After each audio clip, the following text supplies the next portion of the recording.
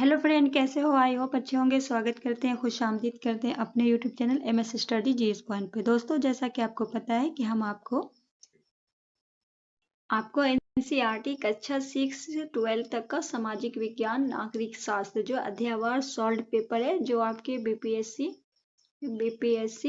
1, 2 और 3 और री हुआ था 3 का सब, और अब इसके बाद DSSB का है। उसके बाद KYP जितना जो हुआ है एग्जाम है, उससे जो है क्वेश्चन बने हैं, उसको हम लेकर आए हैं, जिसमें हमने आपको भारतीय संविधान का निर्माण, भारतीय संविधान के मौलिक अन्य लोकतांत्रिक, आज जो हम आपको करवाएंगे नीति निजक तत्व होगा, मौलिक कर्तव्य होगा, संसदीय शासन प्रणाली होगा और न्यायपालिका होगा।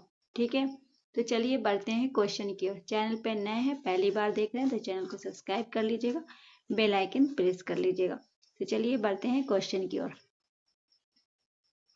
क्वेश्चन की तरफ जो आपका लिखा हुआ है ऊपर, नीति निर्देशक तत्व, यहाँ से प्रश्न बनेंगे। तो देखिए आपका नीति निर्देशक तत्व का जिसका पहला क्वेश्चन आपका है, कहा गया है कि राज्य के नीति निर्देशक तत्व लिए गए हैं। तो जैसा कि आपको पता है कि आयरिश कॉन्स्टिट्यूशन से ये आयरलैंड के संविधान से लिए गए हैं। बी आपका राइट आंसर हो जाएगा।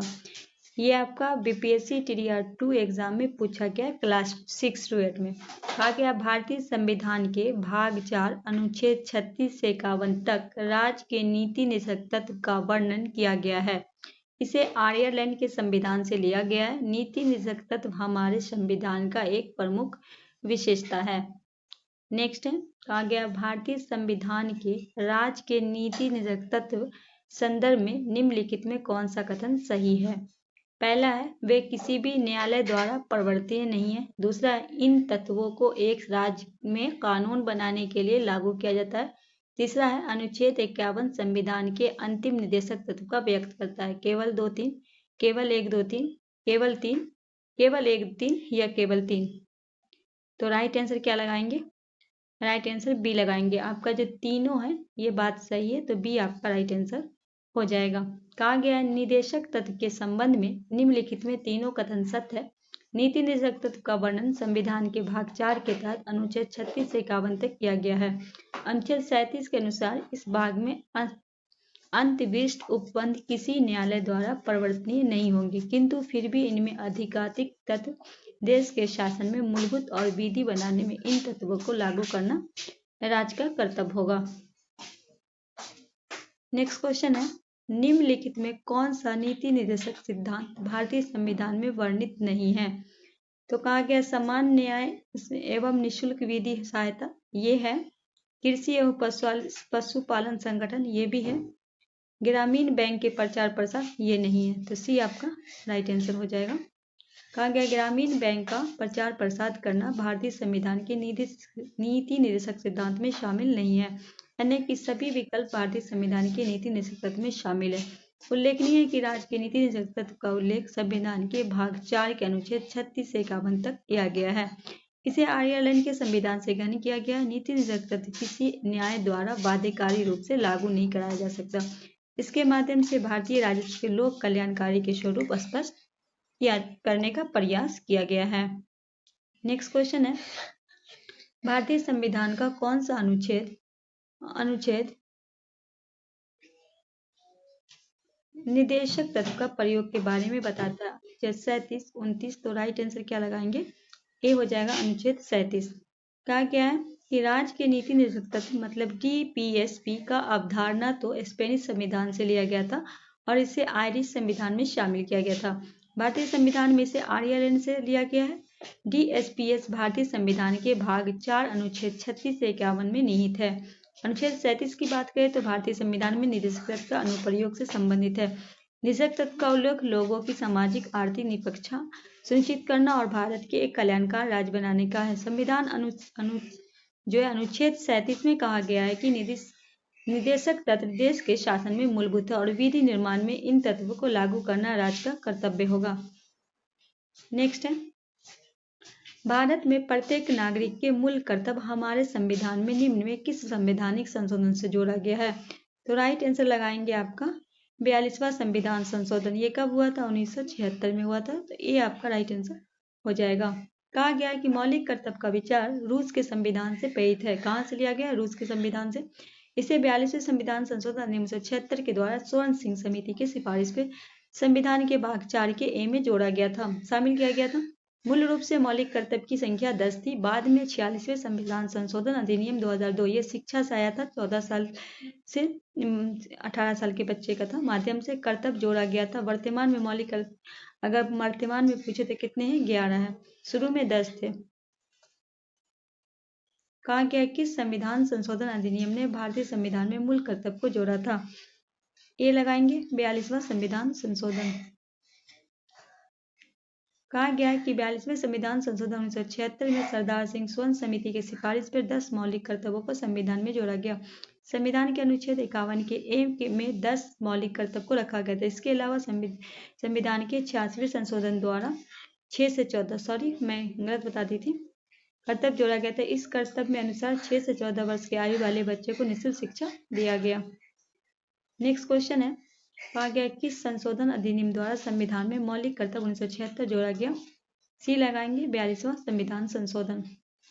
कहा गया है कि मौलिक कर्तव्य का विचार रूस के संविधान से तत्कालीन सोवियत संघ में प्रेरित है। इन्हें 42वें संविधान संशोधन अधिनियम 1976 द्वारा स्वर्ण सिंह समिति की सिफारिश पर संविधान के भाग शामिल किया गया था। मूल रूप से मौलिक कर्तव्य की बात करें तो संख्या 10 थी। बाद में 46वें संविधान संशोधन 2002 के माध्यम से एक और कर्तव्य 6 से 14 वर्ष की आयु के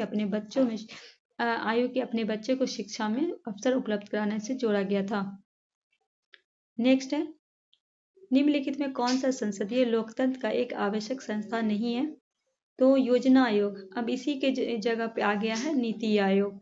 तो सी आपका राइट आंसर। ये आपका बीपीएससी के द्वारा पूछा गया था प्रश्न। कहा गया योजना आयोग की स्थापना देश के संसाधन कुशल इस्तेमाल करने, जीवन स्तर में तेजी सुधार लाने, के उत्पाद बढ़ाने और समुदाय के लिए रोजगार के अवसर पैदा करने के उद्देश्य में की गई थी।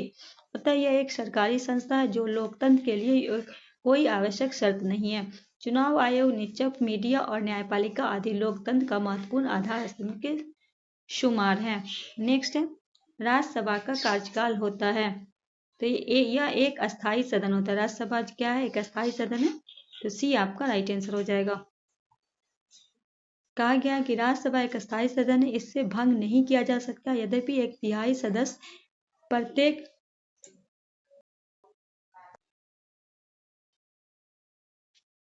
भारतीय संविधान के अनुच्छेद 360 में राष्ट्रपति को किसकी घोषणा करने का अधिकार है? तो कहा गया है कि राष्ट्रपति को पहला है फाइनेंशियल मतलब वित्त आपातकालीन, राष्ट्रपति शासन, मौलिक अधिकार रोकने, उपयुक्त से एक से अधिक, उपयुक्त से कोई नहीं। तो राइट आंसर लगाएंगे ए वित्तीय आपातकालीन की। ये आपका राइट आंसर हो जाएगा। बात कर रहे हैं तो अनुच्छेद 360 राष्ट्रपति को वित्तीय आपातकाल की घोषणा करने का अधिकार देता है यदि राष्ट्रपति संतुष्ट है कि देश में ऐसी स्थिति उत्पन्न हो गई जिसके कारण भारत की वित्तीय स्थिति, भारत की साख या उससे क्षेत्र में किसी भी हिस्से की वित्तीय स्थिरता की खतरा है, तो केंद्र सरकार की सत्ता अनुच्छेद 360 के तहत वित्त आपातकाल की उद्घोषणा कर सकता है। नेक्स्ट क्वेश्चन है जिसमें कहा गया है संसद और सरकार के बीच से संबंध के बारे में निम्न में कौन सा कथन सत्य है?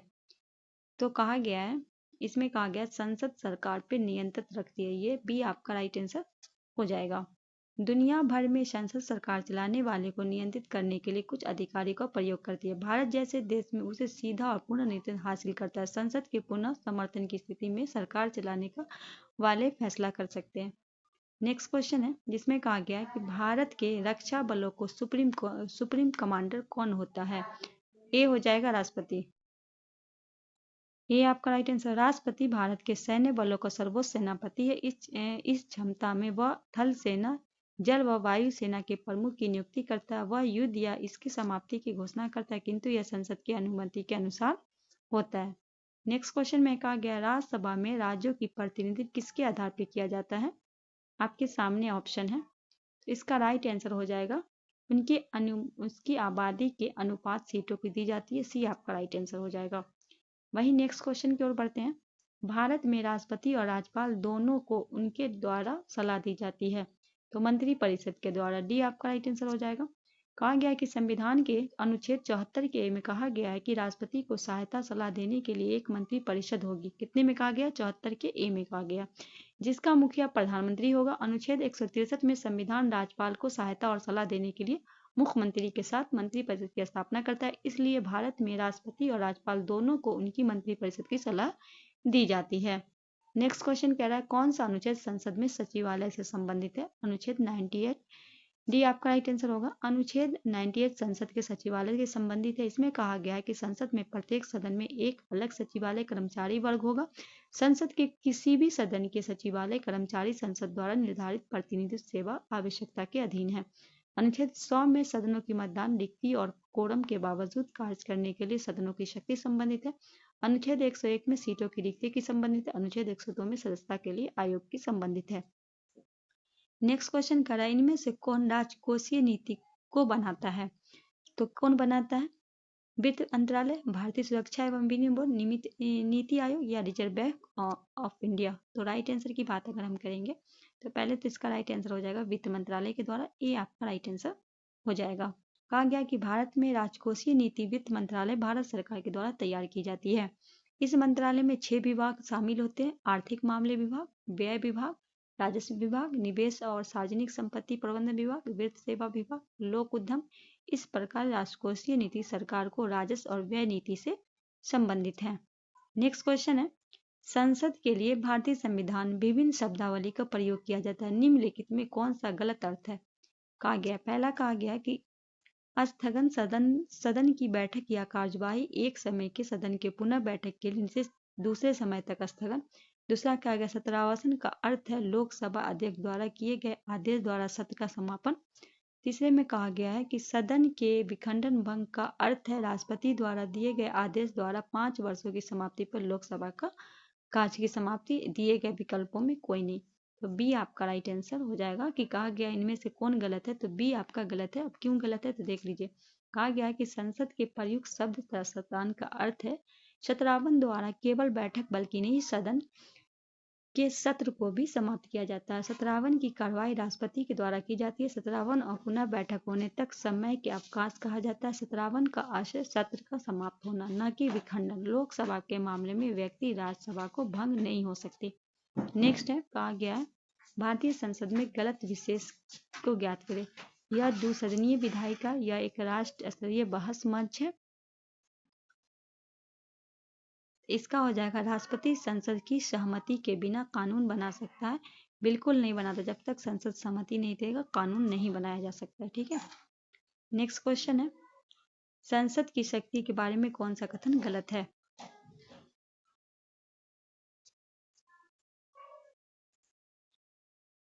इसका हो जाएगा कि संसद द्वारा बनाए गए किसी कानून को उस आधार पर अवैध माना जाएगा। इसका अतिरिक्त क्षेत्र प्रभाव प्रजन हो सकता है, नहीं हो सकता है। ठीक है। नेक्स्ट क्वेश्चन है कहा गया है भारतीय संविधान का डॉट कुछ दशाओं में दोनों सदनों की संयुक्त बैठक के बारे में बात करता है। आर्टिकल 108 भी आपका राइट आंसर हो जाएगा। कहा गया कि भारतीय संविधान का अनुच्छेद 108 कुछ दशाओं में दोनों सदन की संयुक्त बैठक के बारे में बात करता है। किसी विधेयक पे गतिरोध की स्थिति में संविधान द्वारा संयुक्त बैठक की एक असाधारण व्यवस्था की गई है। यह निम्नलिखित में 3 में से किसी एक परिस्थिति में बुलाई जाती है जब एक सदन द्वारा विधेयक पारित कर दूसरे सदन में भेजा जाता है। पहला, यदि विधेयक को दूसरे सदन द्वारा अस्वीकृत कर दिया जाए। यदि सदन विधेयक किए गए संसाधनों के मानने में असमर्थ हो। दूसरे सदन द्वारा बिना विधेयक के पास 6 महीने के ज्यादा समय हो। नेक्स्ट है जैसा कि भारत में संविधान द्वारा सलाह दी जाती है कि संसदीय सत्रों के बीच का अंतर डॉट से अधिक नहीं होना चाहिए 6 माह से ज्यादा। ये आपका राइट आंसर हो जाएगा। कहा गया संसद के प्रत्येक सदन में राष्ट्रपति समय समय पर समय जारी करता है, लेकिन संसद के दोनों सदनों के बीच अधिकतम अंतराल 6 माह से ज्यादा नहीं होना चाहिए। दूसरे शब्द में संसद को कम से कम वर्ष में 2 बार मिलना चाहिए। सामान्य वर्ष में 3 सत्र होते हैं। पहला होता है बजट सत्र जो फरवरी से मई तक होता है। दूसरा मानसूनी सत्र जुलाई से सितंबर और तीसरा शीतकालीन नवंबर से दिसंबर। कहा गया है कि किसी विधेयक पे संसद के दोनों सदन असहमति की स्थिति में क्या होगा?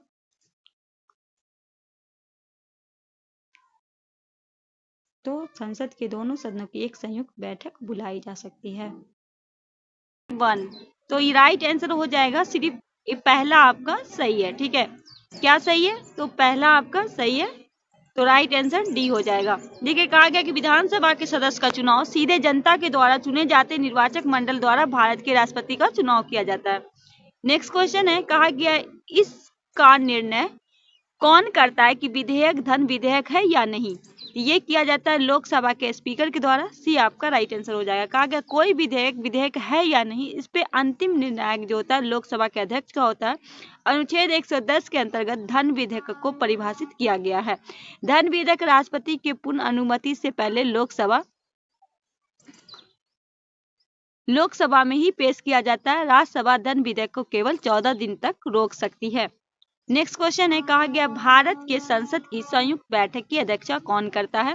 ये लोकसभा स्पीकर के द्वारा किया गया जाता है, तो डी आपका राइट आंसर हो जाएगा। कहा गया कि भारतीय संविधान के अनुच्छेद 108 में संसद की संयुक्त बैठक का प्रावधान किया गया है, जिसकी अध्यक्षता लोकसभा स्पीकर करता है, जबकि संयुक्त बैठक राष्ट्रपति के द्वारा आहूत बुलाई जाती है, जो अनुच्छेद 100 के अंतर्गत लोकसभा स्पीकर के निर्णायक मत देने के प्रावधान है। चलिए बढ़ते हैं नेक्स्ट क्वेश्चन की ओर।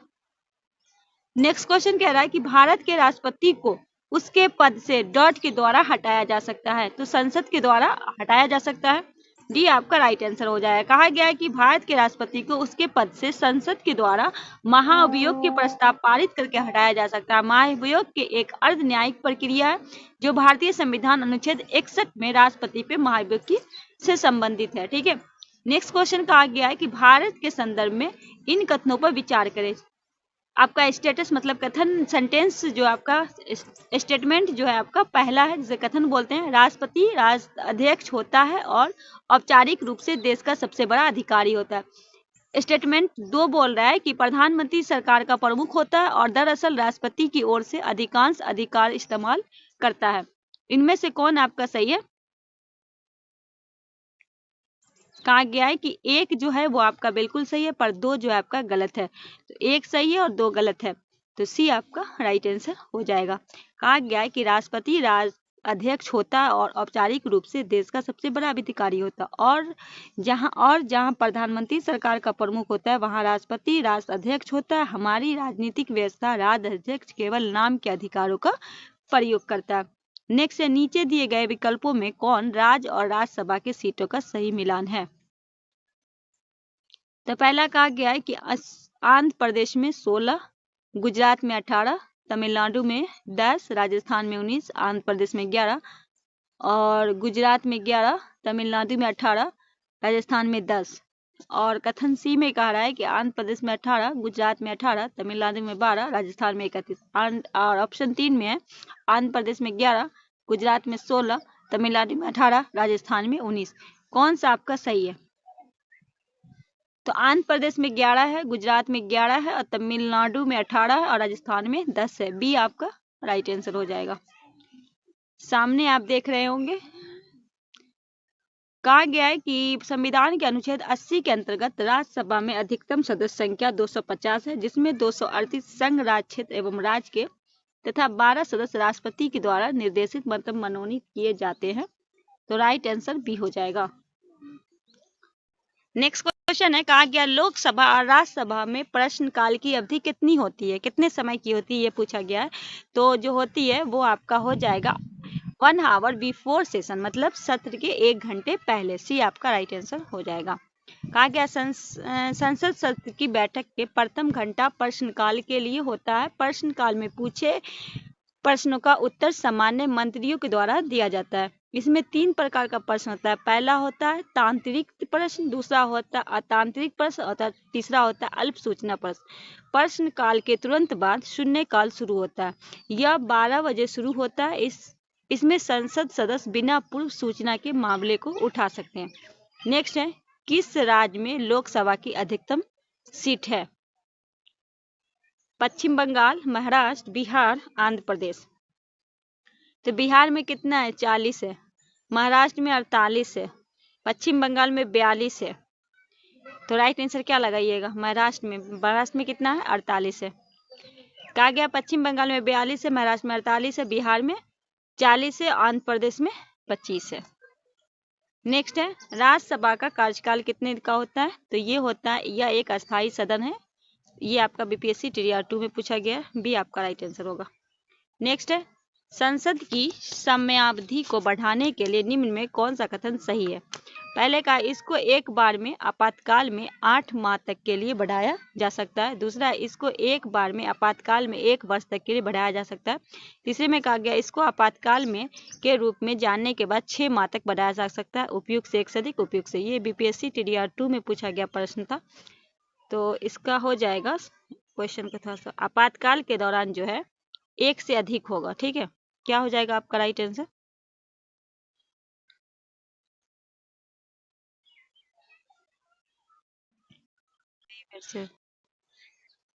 कहाँ रलिए रहा, याद है ना, का करिए, इतना ही को नीचे से ही कर दिए, इतना टाइम बर्बाद जी। नेक्स्ट है, कहा गया निम्न में 2019 तक लोकसभा के अनुसूचित जाति एवं जनजाति के लिए कितनी सीट आरक्षित है। तो हो जाएगा 84 जो है सीट अनुसूचित जाति और 47 अनुसूचित जनजाति। सी आपका राइट आंसर हो जाएगा। नेक्स्ट है, आवंटन हेतु राज्यसभा की सीटों में आवंटन हेतु प्रावधान भारत के संविधान के किस अनुसूची के हैं।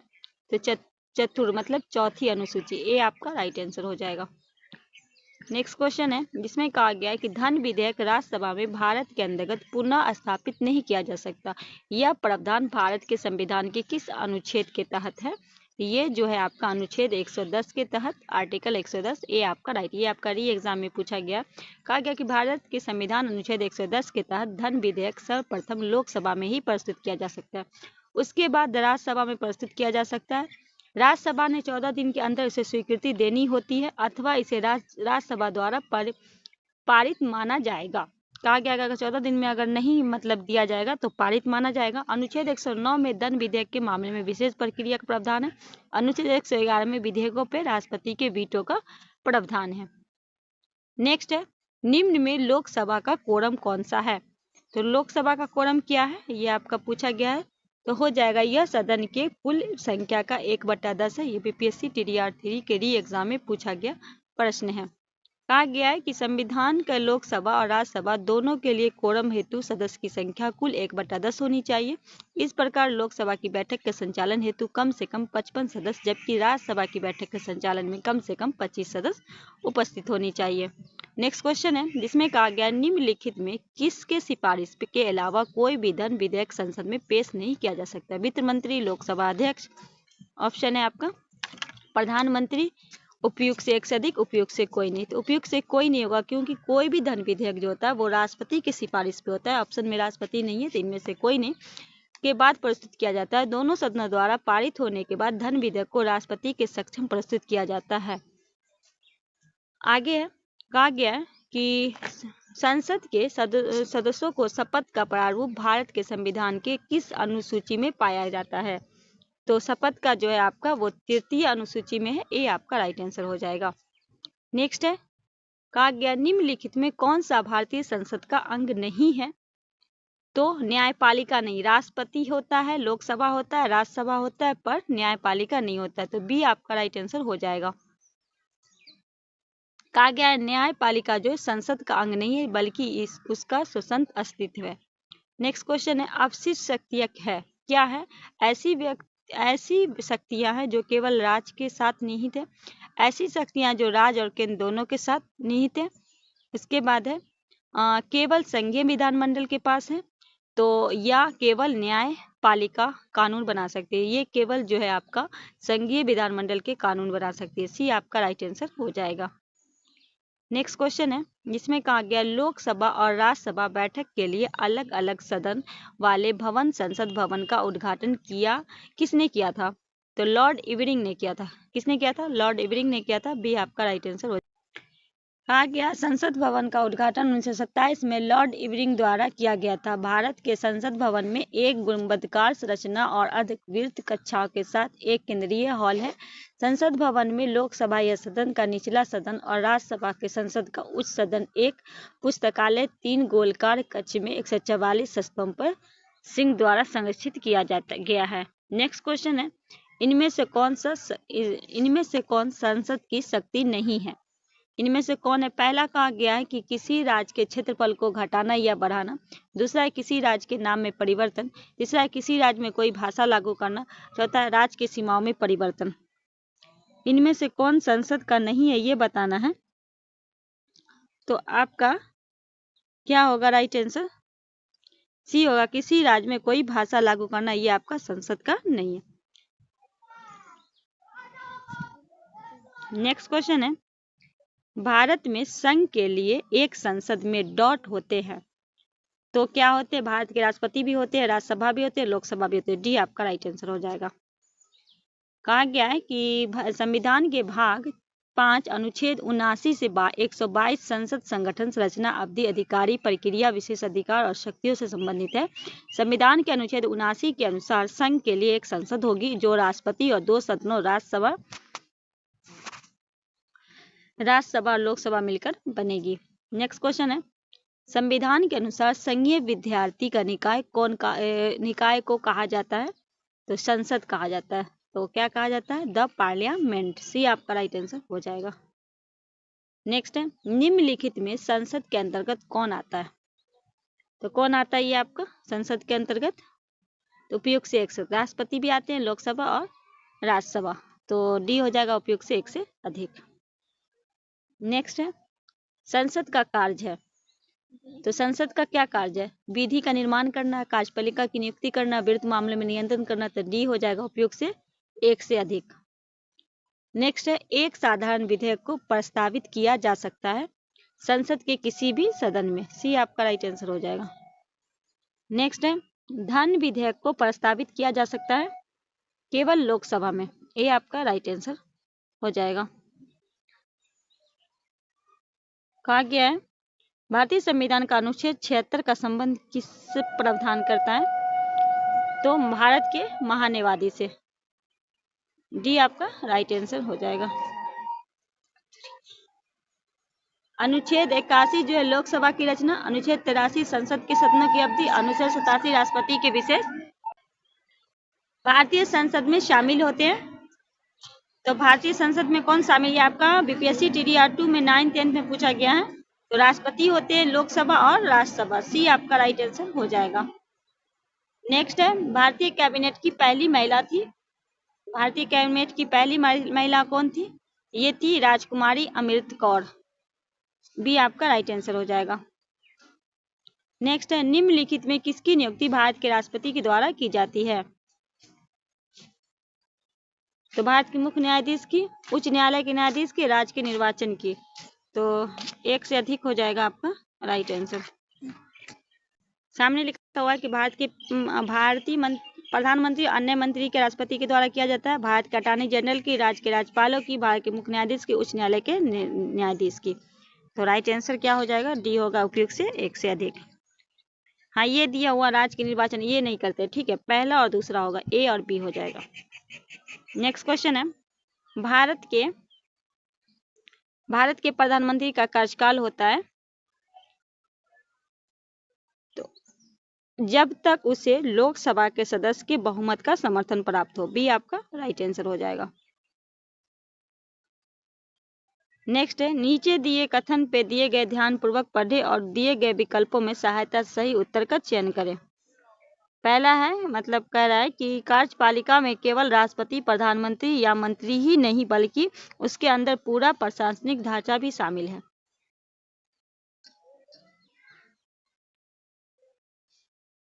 दूसरा, सरकार के प्रधान और उसके मंत्री राजनीतिक कार्यपालिका कहते हैं, वो सरकार के सभी नीतियों के लिए उत्तरदायी होते हैं। तो कह रहा है कि एक कथन और दो कथन दोनों आपका क्या है? सही है। तो डी आपका राइट आंसर हो जाएगा। नेक्स्ट है, निम्न में मंत्रियों के बारे में देश के अंतर्गत कौन सा कथन सही है? पहला है, स्वतंत्र प्रभार के साथ राज्य मंत्री छोटे मंत्रालय के प्रभारी तथा आमंत्रित किए जाने वाले बैठकों में भागीदारी होते हैं। दूसरा है, कैबिनेट मंत्री बड़े मंत्रालय के प्रभारी एवं मंत्रिपरिषद के नाम पे निर्माण करते हैं। तो और तीसरे में राज्य मंत्री मंत्रिपरिषद की सहायता हेतु होते हैं। उपयुक्त से एक से अधिक। तो डी हो जाएगा, उपयुक्त से एक से अधिक। डी आपका राइट आंसर हो जाएगा।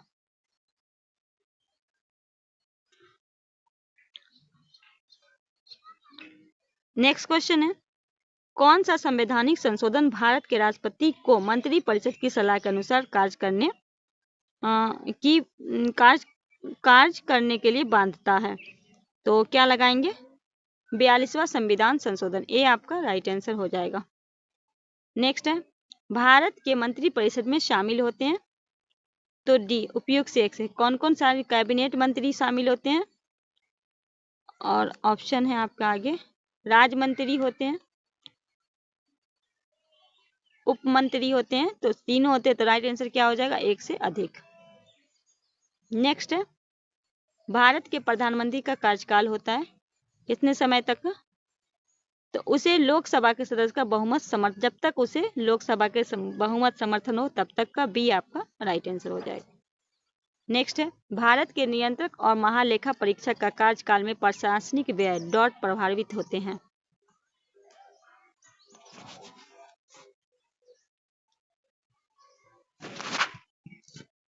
पहला, भारत की समेकित नीति, भारत की आकस्मिक नीति, तो क्या हो जाएगा? केवल ये भारत के समेकित नीति, ये आपका राइट आंसर हो जाएगा।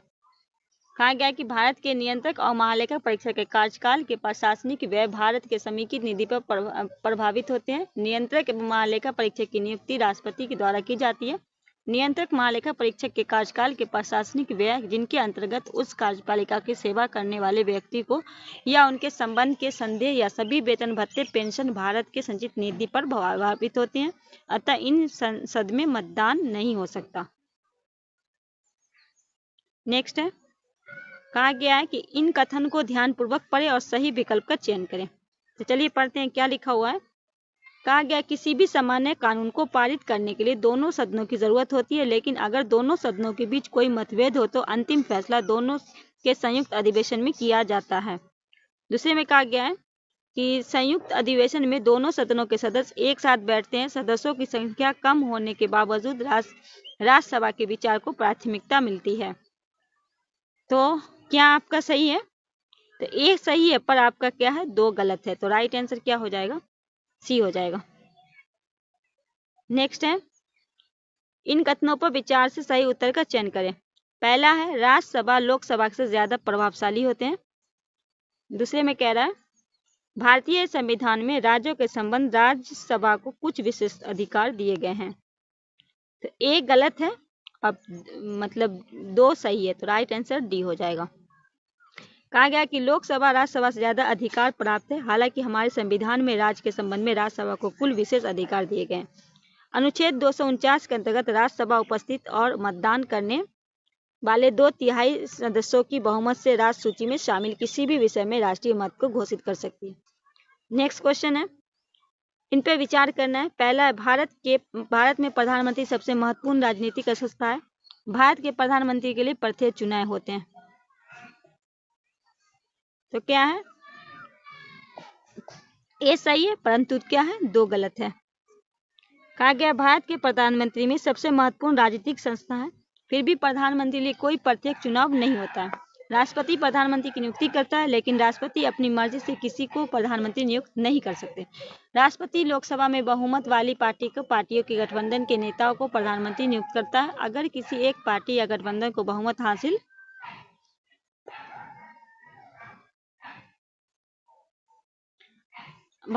नहीं होता तो राष्ट्रपति उस व्यक्ति को प्रधानमंत्री के रूप में नियुक्त नहीं करता, जिससे मतदान में बहुमत हासिल करने की संभावना होती है। नेक्स्ट है, कहा गया नीचे दिए कथन को और अभिकथन है एक दूसरे से कहा गया है। ठीक है, पहला है, प्रधानमंत्री के चयन के लिए स्वतंत्र होता है। दूसरा है, प्रधानमंत्री की नियुक्ति करने के बाद राष्ट्रपति प्रधानमंत्री की सलाह पर दूसरे मंत्री को नियुक्त कर सकता है। तो क्या हो जाएगा? कहा गया कि ए जो है और कथन दोनों सही है, परंतु आर ए की सही व्याख्या नहीं करता है। तो कहा गया प्रधानमंत्री का चयन के लिए स्वतंत्र होता है, बशर्ते संसद के सदस्य को कभी कभी ऐसी व्यक्ति को भी मंत्री बनाया जा सकता है जो संसद के सदस्य नहीं हो, लेकिन उस व्यक्ति का मंत्री बनने में 6 महीने के भीतर संसद के दोनों सदनों में किसी भी एक सदस्य चुना जाना जरूरी है। प्रधानमंत्री की नियुक्ति करने के बाद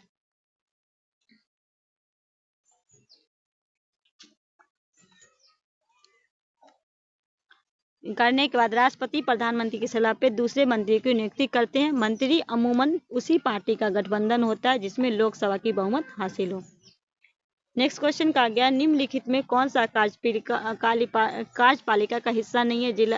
जिलाधीश, मंत्रालय सचिव, आगे ऑप्शन है, तो राइट आंसर होगा गृह मंत्री। कहा गया गृह मंत्री राजनीतिक कार्यपालिका का हिस्सा होता है।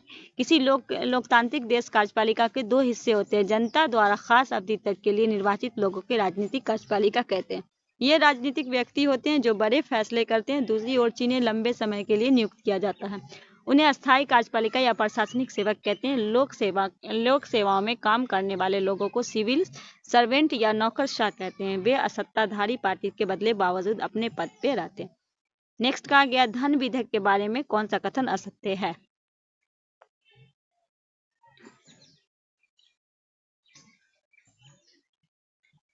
तो इनमें से एक से अधिक हो जाएगा, ठीक है। अब कौन कौन असत्य है? कहा गया धन विधेयक के संबंधी निम्न कथन सत्य है। इनमें से जो है वो आपका सब सत्य है जो बोला गया है। तो राइट आंसर क्या हो जाएगा? इनमें से सभी कथन आपका सत्य है।